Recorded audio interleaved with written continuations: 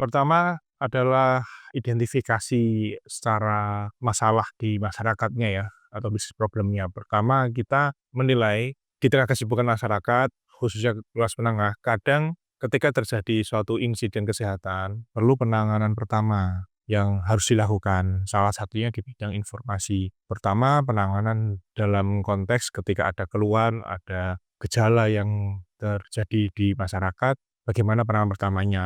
Yang kedua, ketika ada kebutuhan informasi terkait suatu hal-hal informasi kesehatan kayak tanya soal obat atau dosis obat, yang mana dia butuh secara cepat seperti itu.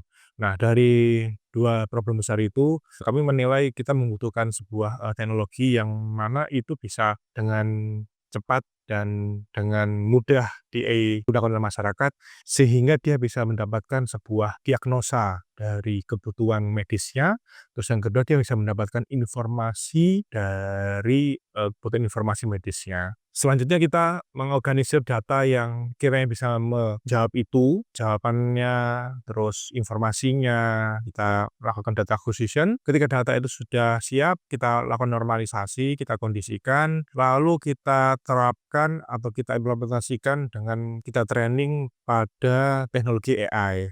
Nah, dengan teknologi AI ini, maka dia akan menghasilkan sebuah teknologi yang ketika kita implementasikan ke dalam sebuah device, baik dalam bentuk laptop, mobile, dia bisa dimanfaatkan lebih. Nah, konkretnya ya kita ciptakan sebuah chatbot yang mana itu bisa menjawab pertama aspek kebutuhan diagnosa dari sebuah penyakit, terus yang kedua dia bisa menjawab apapun informasi yang dibutuhkan terkait kesehatan, baik dari definisi penyakit, obat, dosis, terus atau isu-isu terkini terkait dunia kesehatan.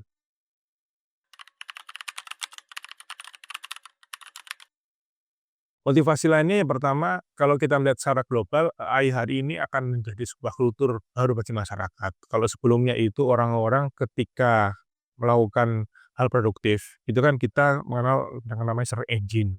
Ketika kita melakukan sesuatu, pasti akan googling atau mencari suatu referensi, mengakses artikel, terus menyadurnya atau menyatukan dalam sebuah artikel tersendiri. Nah, kehadiran AI dengan teknologi AI hari ini, dia semakin dekat untuk menjadi asisten masyarakat, sehingga cara orang untuk berinteraksi digital itu akan berubah dari yang semula dia melakukannya sendiri menjadi dia akan dipasrahkan ke sebuah AI atau AI itu sendiri. Misal kita butuh informasi, AI itu akan langsung mencari informasi ke search engine atau sumber yang lain. Yang mana setelah informasi itu didapat, dia akan diserahkan ke user itu sendiri. Nah, Indonesia sebagai masyarakat yang penduduknya selalu ingin maju atau berkembang, maka kita tidak bisa tinggal diam aja. Kita harus turut melakukan inovasi, berangkat dari permasalahan yang di awal tadi sudah saya sebutkan, gimana caranya kita manfaatkan AI salah satu di bidang medis. Karena ketika AI tadi yang saya sebut bisa menjadi asisten, ketika kita kasih informasi terkait medis, otomatis dia akan menjadi virtual medical assistant sesuai kebutuhan dari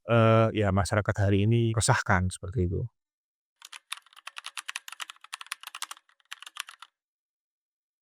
Per hari ini banyak capaian dari AI yang memang itu bisa dikatakan ada yang melebihi kemampuan dari manusia atau minimal menyamai kayak kemampuan menulis, kemampuan melakukan reasoning, kemampuan untuk membaca, itu beberapa AI sudah bisa mencapai taraf itu. Sehingga bisa katakan ada beberapa kasus yang memang itu bisa kita lepaskan ke AI sehingga manusia itu hanya berperan sebagai verifikator atau editor. Khusus bidang medis, karena memang ini bidang yang sifatnya krusial ya, karena itu mempertimbangkan masyarakat khalayak hidup atau kesehatan dari perseorangan, maka saya menilai kita tidak bisa melepaskan sepenuhnya ke AI untuk urusan medis. Sehingga AI ini saat ini saya menilai masih bisa diposisikan hanya sebagai asisten. Jadi dia hanya merekomendasikan apa-apa saja yang itu sekiranya menurut AI itu harus dilakukan atau direkomendasikan. Nah, nanti tetap harus ada dokter atau tenaga medis terlatih yang harus menjadi